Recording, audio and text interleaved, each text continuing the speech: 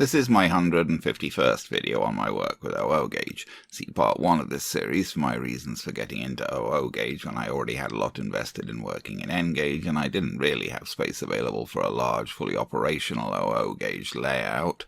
Also see my series on my N gauge railway modelling for smaller and more complex scenery and smaller scale trains running. In this part I'll be building the rest of the MAJ wagon kits that I got at the Great British Train Show back at the end of April, and then getting all of the kit-built wagons running in a train on my Hornby layout with a Bachmann Midland 1F tank locomotive. I apologise if this part is a bit of a repetition, given that I've already made a couple of videos about building MAJ wagon kits, but this is what I've been doing for the past week or so.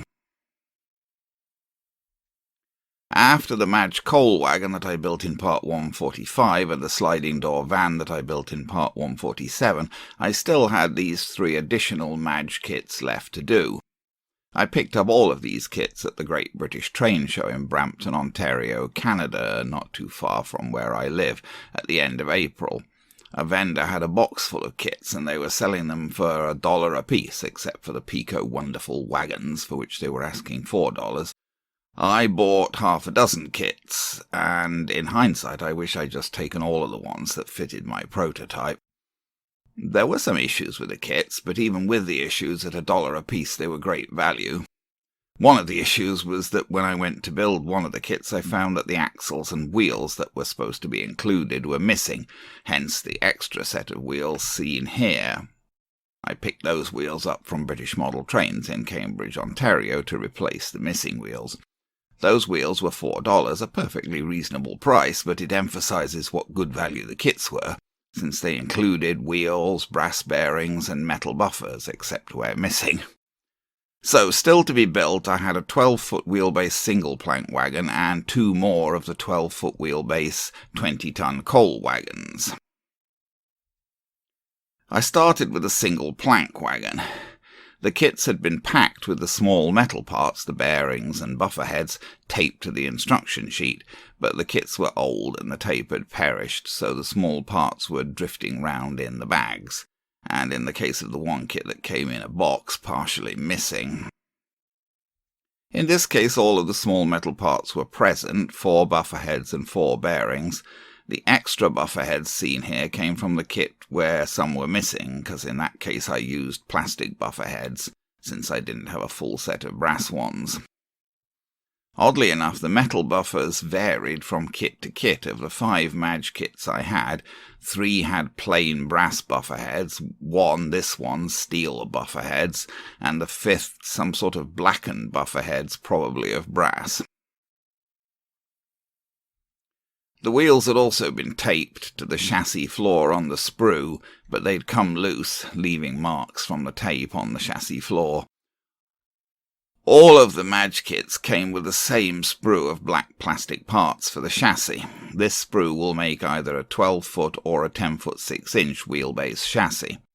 For the shorter chassis, the floor needs to be cut down. In each kit, the parts for the sides and ends of the wagon body came separately, as seen at left here, pretty small in this case, as this is for a 1-plank wagon. There was a standard sheet of instructions for the chassis, and the instructions re the body and markings were on the stapled top card. The chassis can be built as either hand-braked or vacuum-braked. I built all of my examples as hand-braked, as that fitted better with most of my freight stock. It was also the simpler option to build, and the complexities of the vacuum brake gear would hardly be seen when the wagons were running. Here's the info re-markings and the body assembly. Frankly, the instructions at the bottom make no real sense given how the kit parts are set up, and they confused me with the first kit that I assembled. But having done a couple by this point, I knew how things would go together and largely ignored the instructions. All of these MAJ wagon kits represent ex-Lancashire and Yorkshire wagons, so they started out with a Lancashire and Yorkshire and became part of the LMS after amalgamation in 1923. I checked the wagon sides against the chassis floor. This confirmed that this wagon would use the longer chassis, and so the floor didn't need to be cut down. The sprue provides separate long and short sole bars. I got the parts for the long sole bars off the sprue and cleaned them up. Next I got the axle hangers off the sprue, rather tricky to do without breaking anything. The instructions did suggest using a saw to detach parts from the sprue, which made some sense as the attachment points were quite thick, although I worked with a sharp knife and snippers. I fitted the brass bearings into the axle hangers, just a push fit using needle nose pliers as the fit was quite tight. The axle hangers were then glued to the sole bars. They fit very positively into place with pegs on the hangers going into locating holes on the sole bars, which is a nice feature of these kits, ensuring a good mounting for the wheels. I got the additional parts for the hand brakes off the sprue. Again, different brake shoe sets were provided for the long and short versions of the chassis. This is the version for the long chassis. I drilled out the holes in the brake parts using a bit and a pin vise, as I knew that a rod was going to need to go through these parts. The hangers on the sole bars were also drilled out. Then the sole bars were glued to the chassis floor. I had realized by this point that the gauging of the wheels on the axles absolutely couldn't be relied upon as supplied, so I checked the gauging with my calipers, which need a new battery. Both axles in this kit were over 15mm back-to-back, which wouldn't make for good running. In other kits, some of the axles were as low as 13mm back-to-back. I re-gauged the wheels at a bit over 14mm, which should work well. Having re-gauged the wheels, I fitted the axles into the brass bearings in the hangers. I glued the coupling mount for the other end of the chassis in place. This one isn't cast into the floor, as this end of the floor would need to be cut down for shorter wagons. I checked the running of the chassis on my test track at this point, just to make sure I had the gauging and pivoting of the axles right. The chassis ran freely down the slight incline of the test track to the buffers at the end, so it appeared to be nicely free running. I cut a piece of 30 thou styrene rod to serve as the axle for the brake parts. The kit does provide a part for this, but it's too fat and not really round, so it's much better to just use styrene rod. That axle goes through the holes in the brake shoe assembly and in the brake lever connection as seen here. Then the axle is fitted between the hangers on the two sole bars. I glued the ends of the axles into the hangers and trimmed any excess. The small lever connection part was then glued up against the hangers on the sole bar. And then the brake shoe assembly was glued to the chassis floor so that the shoes were aligned with the wheels but not touching them. I glued the handbrake operating lever in place at this point. Actually, I think it would have been better to leave this until after the wagon body was fitted, as the instructions did suggest. I got out Bachmann wide couplings for the wagon. The pins on the kit's coupling mounts were a bit too big for the holes in the couplings, so I drilled those holes out slightly. With the holes drilled out with an appropriately sized bit, the couplings push-fitted onto the mountings nicely. I drilled out the holes in the buffer stems on the wagon ends to allow the metal buffer heads to fit. There are little plastic rings that need to be fitted round the stems of the buffer heads. Fiddly to do. I just pressed a finger onto the ring to pick it up, and then when the ring was on my fingertip I pushed the stem of the buffer head through it. Then the buffer heads with their rings can be fitted into the stems on the wagon ends, although you do need to drill those out, else they won't fit. I thought that these steel buffer heads looked quite good.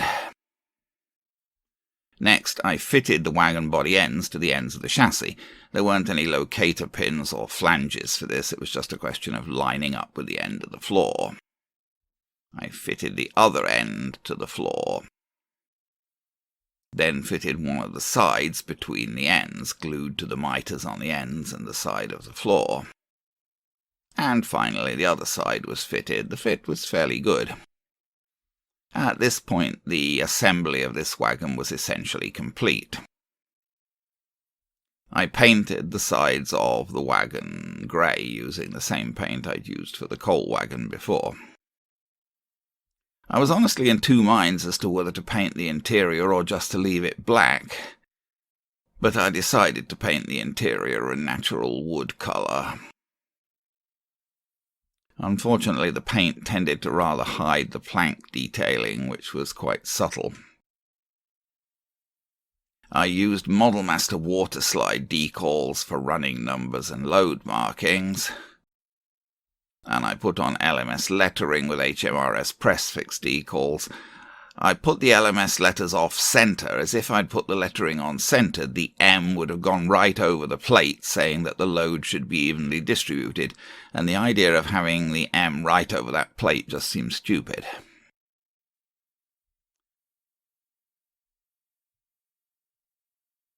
I used some mineral spirits with a bit of black paint to apply a bit of weathering.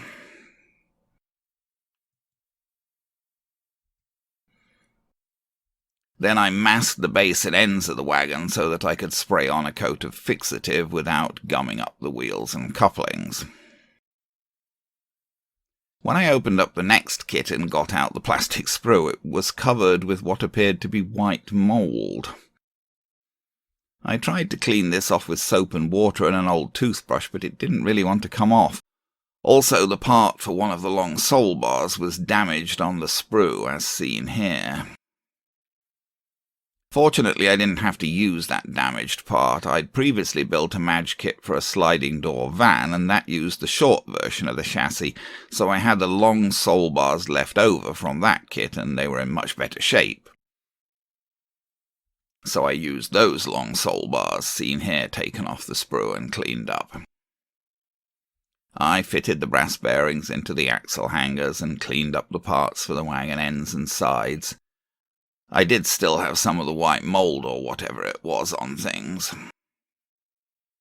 I realised that I'd forgotten to fit the coupling hooks to the one plank wagon. I detached those little parts from the sprue and cleaned them up, and fitted them to the buffer beams of the wagon. I glued the hangers for the next kit to the sole bars. I wanted to make the single-plank wagon heavier, so I made a load for it by wrapping some weights in a tarpaulin. It's actually an N-gauge tarpaulin, as I couldn't find 00-gauge ones, but I think it looks okay. Back to the kit with the mouldy sprue. I fitted the sole bars to the floor. Then I fitted the second coupling mount. For this one I was going to use the extra wheels that I bought. Even these were gauged a bit wide, so I re-gauged them before mounting them. I'd bought wheels of the same size and axle length as the ones supplied with the kit's 12mm wheels with 26mm axles, so they fitted okay. The wheels were a bit rusty, so I cleaned them with a brass brush on a rotary tool. I drilled out the brake parts for this chassis, and cut a piece of rod for the brake axle as before, passing the axle through the parts,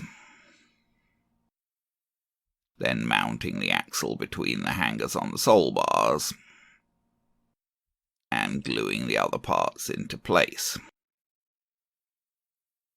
I trimmed the excess from the ends of the axle and then painted it black. Next, I drilled out the stems of the buffers. Note that the buffer beam parts from the chassis sprue are not used, as the wagon ends have buffer beams included in them.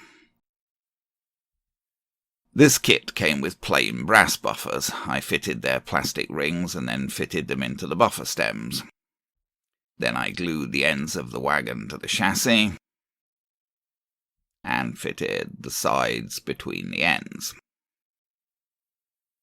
In this case I did as the instructions suggested and fitted the handbrake operating lever after getting the body in place, which was easier, I think, to put things in place with each other. I cut the little coupling hooks from the sprue. I lost one of these when building the first kit, but I managed to get the rest of the kits done without any more of them escaping. the coupling hooks glued into place on the buffer beams. The next kit that I opened had sort of blackened buffer heads, or perhaps they're more rust-coloured. I checked with a magnet and they weren't ferrous, so probably brass. Again, the axle hangers were prepared, and the sole bars prepared and glued to the chassis floor. I fitted the wheels in the second coupling mount. These were the wheels that came with this kit. Again, I cut a piece of styrene rod to length to serve as the brake axle. The part that came with the kit is seen above it there, but it's just not easy to use that. And I mounted the brake parts as before. Here are those buffer heads fitted to the wagon ends. I painted the brake axle black, then glued the wagon ends in place. I used the steel ruler to line up the ends with the floor. To fit the sides, I put poly cement all along the side of the floor and the miters of the ends using a fine applicator, and in that way fitted the wagon sides into place. I cleaned up the brake operating lever and fitted it into place. Finally, I fitted the coupling hooks. These were so tiny it wasn't really possible to hold them firmly in tweezers, so I used pliers for a better grip. So now I had 2 more 20-ton coal wagons completely built.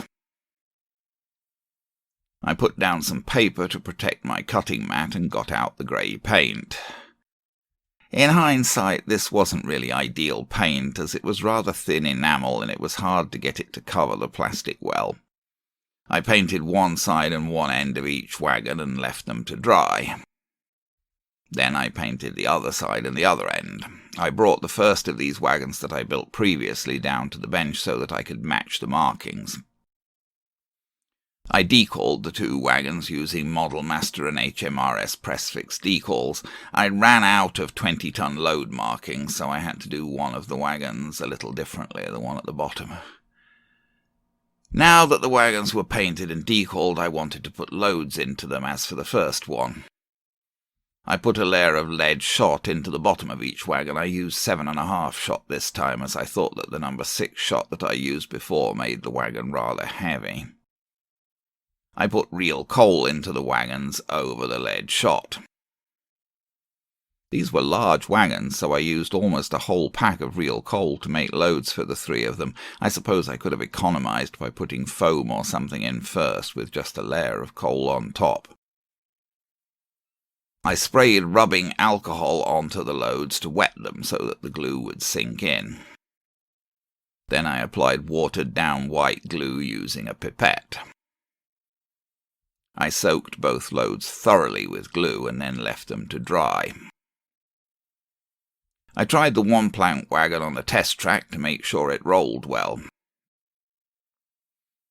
I masked the new coal wagons to protect the wheels and sprayed them with a coat of clear matte acrylic fixative, mainly to protect the decals, but it also helped to take the shine off the paintwork. I had forgotten to fit couplings to the coal wagons, so I did that now, drilling out the holes in the couplings as before. The new wagons appeared to couple up okay. I coupled up all 6 wagons from the train show kits on my test track. At left is the MAJ sliding door van, and at right is the brake van that I built first from a Parkside kit, also from the $1 box at the train show. To pull this train on my Hornby layout, I got out a Bachmann model of a Midland 1F tank locomotive. I did feature another Bachmann 1F in Part 138. That was the open cab version and was weathered by the model centre. This is the closed cab version, and I actually bought this model first. It came with a little detail pack with steam pipes, 3-link couplings, and a little shovel. There was a paper sheet with various instructions on one side, and an exploded diagram of the parts on the other side. Here's the model itself in its block of ice packaging. Quite a nice model, and Bachmann's prices were more moderate when this came out. I tried it on my little test track first. It ran smoothly, forwards and backwards. There's some nice detail in the cab, but it's hard to see in this closed cab version. Much easier, of course, to see in the open cab version. I got the 1F onto my Hornby layout to run it in. I gave it 30 minutes forwards and 30 minutes backwards, monitoring it from the other room using my baby monitor. The running in went without issue. When I first tried to run the train on the third radius circuit of my Hornby layout, the wagons kept derailing. I realised, after some minutes of false guesses, that this was due to the buffers locking. The metal buffer heads on the wagons were so long that, given the fairly short Bachmann couplings that I'd fitted, the buffers were locking together and preventing the wagons from turning enough to get round the curves without derailing. I didn't want to make the wagons couple further apart in any way. That wouldn't have been simple to do, so I decided that I would have to remove all of the metal buffer heads and make them shorter. I pulled out the buffer heads using pliers. Then I cut down the shafts of the buffer heads using side cutters. I did this for all of the metal buffer heads that I'd fitted. With the shortened buffers, the wagons were able to turn enough to get around curves. The other two wagons, the sliding door van and the brake van, were fitted with plastic buffer heads which didn't have this length issue. I coupled the train back up on the layout, and this time it ran without derailing. So now let's see some running video of the 1F with all of these kit-built wagons.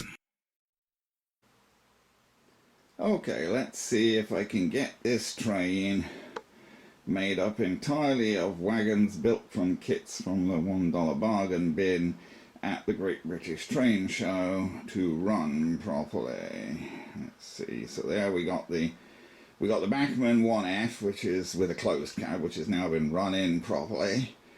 And then we got the LMS vent van, which I didn't paint. Maybe I should have. Well, I painted the roof, but otherwise I didn't paint it. And then we got 3 of these large 20-ton, 12-foot wheelbase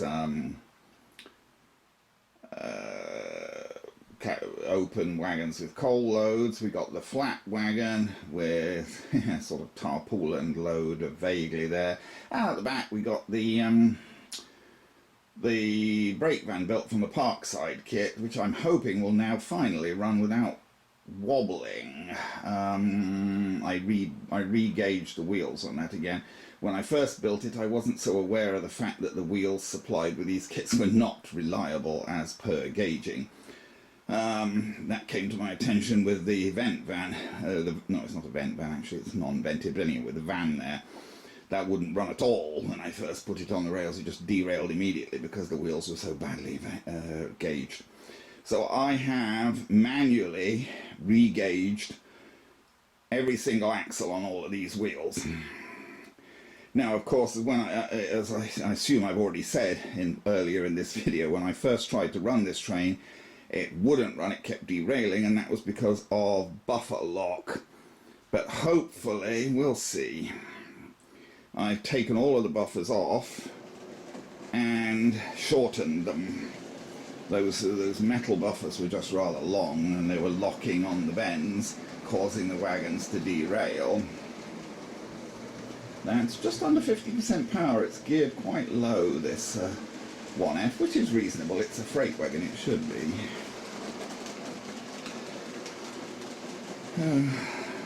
So I'm seriously hoping that this train will run okay without derailing. Now I've restructured all of those buffers to make them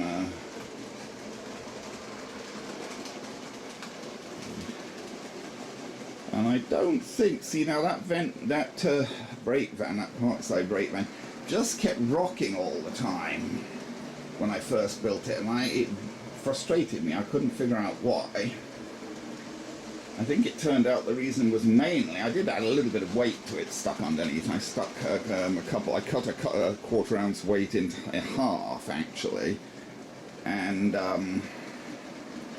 stuck it underneath that because there wasn't a lot of room. I should have put weight inside it, but I forgot. But adding the weight didn't really stop it wobbling, and what stopped it wobbling was re-gauging the wheels. When I checked the gauging on the wheels, they were over 15 millimeters, so it's not too surprising it didn't run very well. But with the wheels correctly re-gauged at about 14.3 millimeters, I think it runs quite decently now. Another thing I'll say is that this Bachmann 1F, you know, it's just a 6-wheel 060 loco, but it does have pickups on all 6 wheels, and I haven't seen any tendency of it to hesitate as it goes over the points. Famous last words, maybe it will hesitate now, but I haven't seen any tendency for it to hesitate. No, see, it's going over 2 sets of points there. I didn't see the slightest stutter. So 6 wheels are enough, apparently. 6 pickups, that is. 6 wheels with pickups, 3 on each side, are enough, so long as the pickups are reliable for it to get over the